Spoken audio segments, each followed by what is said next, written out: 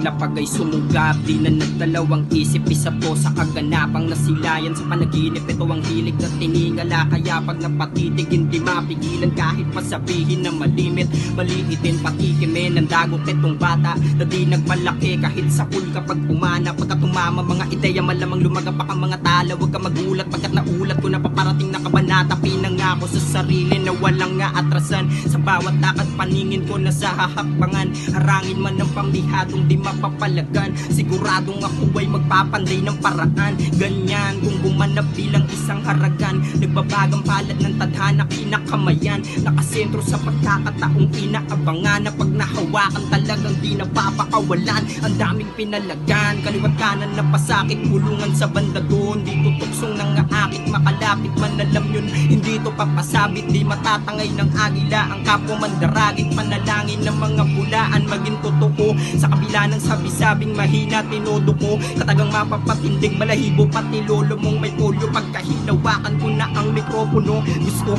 ko lang din naman makagawa ng klasik gaya ng magulang ko nung ako'y naging mga awit. Batang musika sinasakyan ko sa padinala. Pangalang pinangalandakan kung di nyo pakilala. Ako nga pala si Crap, batang nagmula sa ghetto. Sa buhay ay hirap pero mayaman sa talento. Sa init nagbilad di para magpasikat iho, kundi para siguruhin sisibol mga kanin. Pero kahit ano man na mangyari di kakalimutan na nakatuwang. Pinagulang pag dinadadaman ng katawan ko nakakabuhang. Kahit ano mang parating na mga pa ako talaga napakalabong mahigitan. H2 lugar na mitya kung bakit lumiyab na sinindihan. Mga pangarap na nag-aalab na kita maging abot. Wasak na pakalawak ng inalugong para mabuo na muli makahawak sa mga balak na parating na kaya bakit ako papaawat. Gumapit ka pagkat kaalikabok na lamang ang dapat mahanap upang ako'y matawag na lehitimong makata. Maging respetado kahit hindi nagkamit ng tsapa. Maging gaya ni Aristotle mismo lang papa sa industriya. Tularan ng nangangarap na bata sulat pa.